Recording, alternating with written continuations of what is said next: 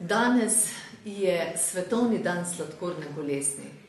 Ob tem je prav, da se zamislimo, kje smo mi kot Slovenija, državljanke in državljani, in kje smo v svetu.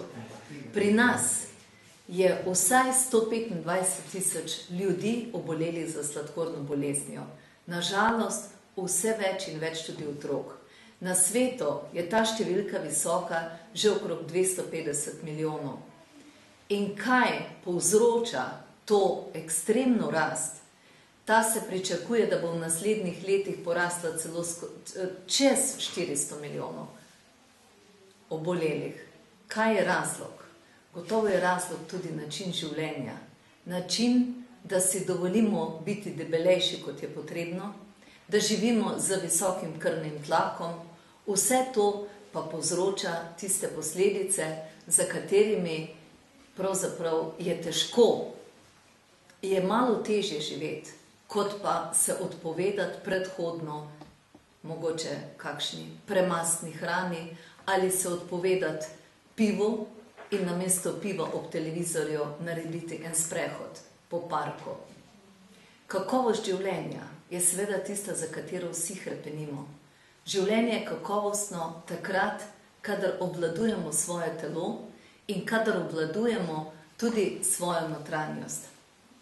Pri tem je pri sladkornih bolnikih posebej težko takrat, kadar pridejo do obveznega inzulina. Pomeni, da so cel dan obremenjeni s tem, da je potrebno vsakih nekaj ur z injekcijo dodati inzulin. Kaj lahko storimo? Pred tem tisti, ki jih to še ni ali nas ni doletelo, predvsem z zdravim načinom življenja, lahko pripomoremo sebi, z zgledom, z ozaveščanjem, lahko pripomoremo tudi drugim. To je izjemno pomembno za današnji dan in za današnjo družbo. Živeti z inzulinom pa vendar je življenje, ki je tudi obvladljivo.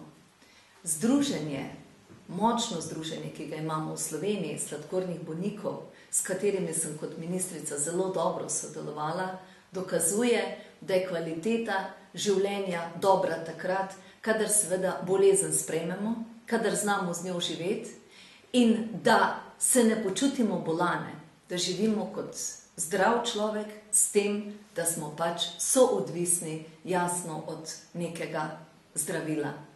Najbolj dobro pa je takrat, kadar smo toliko samozdisciplinirani, da kljub sladkorju, ki nam je narastel v krvi, znamo z gibanjem, z uporabo odvečne energije regulirati višino sladkorja tako, da ne potrebujemo zdravil.